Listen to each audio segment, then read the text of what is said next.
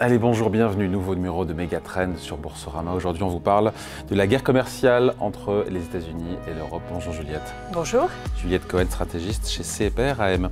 Alors, on s'approche de cette date fatidique, tout doucement, le 9 juillet, avant que potentiellement les droits de douane atteignent 50%. Quand on écoute Bloomberg, apparemment, les négociations sont difficiles entre Américains et Européens. C'est vrai, ça ? Ben oui, c'est en tout cas ce qui ressort des informations de presse qu'on peut avoir. Il faut dire qu'il y a beaucoup d'enjeux sur cet accord commercial entre les États-Unis et l'Europe, parce que pour les États-Unis, l'Europe, c'est le premier pays dont ils importent des biens. C'est pas la Chine ?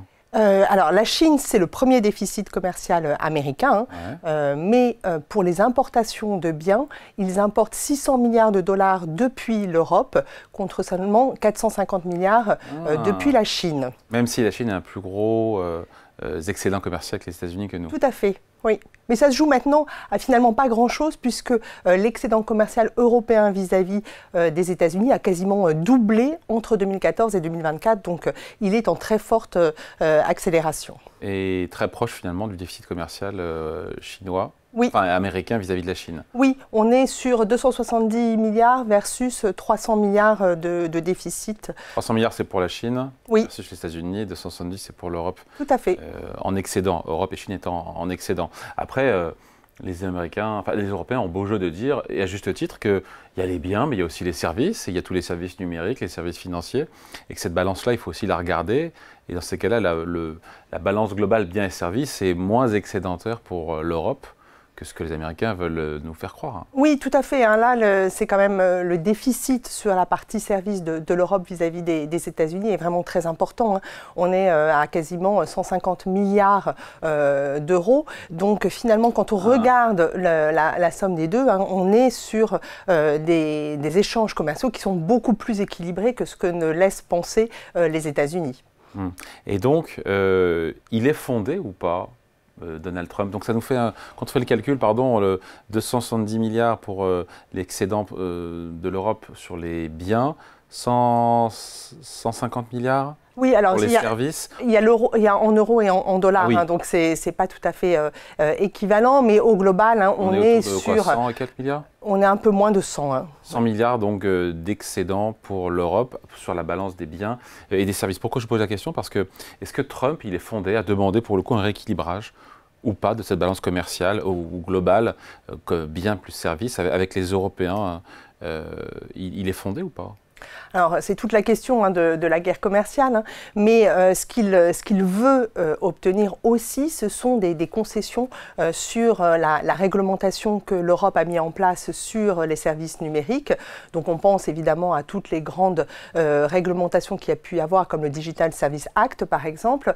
Et il souhaite aussi négocier sur la partie taxe sur les services numériques, puisqu'il y a un certain nombre de pays européens qui ont commencé à en mettre en place à compter de 2019. C'est la taxe GAFA pour la France.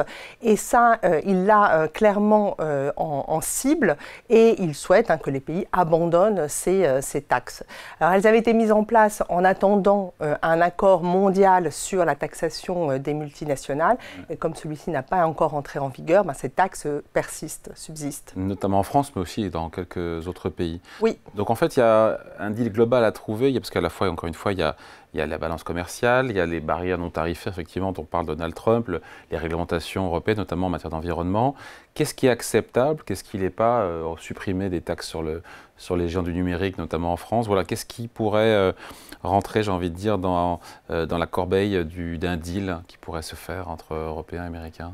Alors, côté européen, on sait que, par exemple, il y a des choses sur lesquelles on ne touchera pas, comme par exemple la TVA, qui était une des cibles aussi de l'administration Trump, mais ça relève des réglementations nationales, donc il n'est pas lieu de négocier sur ce point-là. Ça frappe tous les biens. Oui, tout à fait, ce n'est pas une distorsion à l'importation, ça touche tous les biens de tous les pays, y compris ceux qui sont produits domestiquement. Ouais. Donc ça, c'est pas un sujet. Alors après, ce qui peut être mis en avant, c'est sur la partie biens c'est de s'engager à acheter un peu plus de biens américains. Et là, on pense notamment à tout ce qui est gaz naturel liquéfié. On achète déjà en grande quantité. Hein. Oui, oui, mais on pourrait encore aller plus loin. Il y a aussi l'idée qu'on puisse acheter un peu plus de produits agricoles, notamment le soja qui a été également évoqué. Et après, sur la partie réglementation, il y a probablement des marges de négociation pour alléger certaines réglementations. Il visait notamment tout ce qui était réglementation sécuritaire, par exemple, pour l'automobile, qui freinait les importations de voitures américaines. Donc là-dessus, il pourrait y avoir des allègements ou des modifications qui seraient envisagées. Et des droits de douane à zéro sur les importations de biens américains en Europe. Ça plaît ou ça ne plaît pas à Trump? Je crois que la Commission européenne l'a proposé. Oui, la Commission européenne l'a proposé. Alors, pour l'instant, les droits de douane qui sont effectivement payés sur... Oui, ils sont à combien? Vous avez raison. 1,3% sur les biens américains. Donc, on voit que l'effort est quand même relativement limité. 1,3%, c'est avant les surtaxes Trump, ça? Alors, 1,3%, oui, mais l'Europe, pour l'instant, n'a pas mis en place de mesures de rétorsion. Donc, on applique encore les 1,3% pour les biens qu'on importe depuis les États-Unis. Oui, vous avez raison. Et en revanche, côté américain, ils ont déjà mis en place donc une partie des hausses de droits de douane, notamment sur l'acier, l'aluminium, les véhicules. Et là, on est quasiment à 10% de droits de douane qui sont appliqués. Les Américains frappent nos produits à 10% et nous, on taxe alors à 1%. Oui, mais ça, c'est avec les mesures qui ont été mises en place depuis l'arrivée de Trump au pouvoir. Ouais. Justement, des droits de douane, on voit qu'il y a des discussions aux États-Unis avec notamment les tribunaux qui remettent en cause possiblement ces droits de douane. Après, il y a ces droits de douane globaux et il y a ceux qui sont sectoriels. Et là, pour le coup, ils se sont multipliés. On a vu l'acier, l'aluminium, la voiture, peut-être la pharmacie. C'est une porte de sortie pour Trump aussi, ça, les droits de douane sectoriels, c'est plus facile de les imposer? Oui, tout à fait, parce qu'on a vu qu'il avait eu donc des déboires en justice sur la partie droit fentanyl, sur les droits de douane réciproques. En revanche, sur les droits sectoriels, il n'y a pas eu de remarques qui ont été faites là-dessus, donc c'est potentiellement une voie de sortie. Et on sait qu'il a en ligne de mire les produits pharmaceutiques, et ça, c'est un très gros enjeu, puisqu'en fait, les premiers biens que les Américains importent depuis l'Europe, ce sont des produits chimiques, c'est à peu près 30% de leurs importations.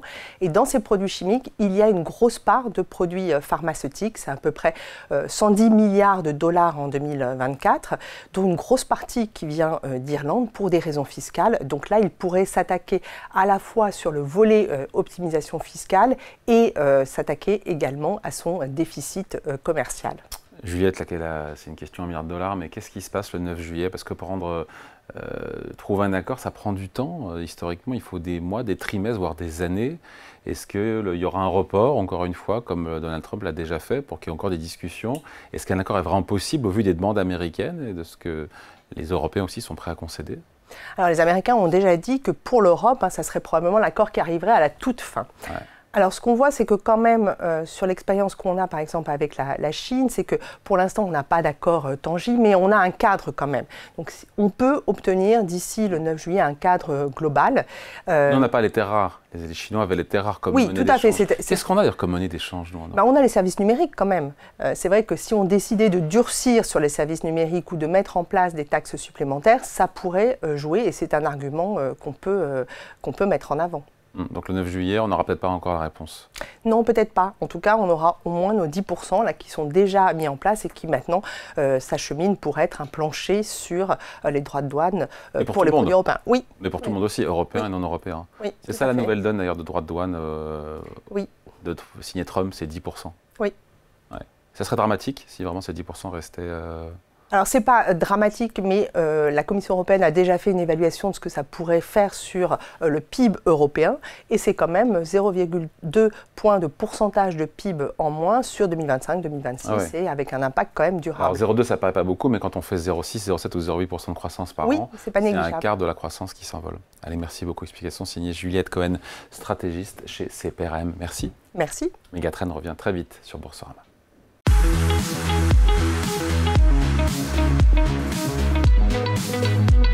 Thank you.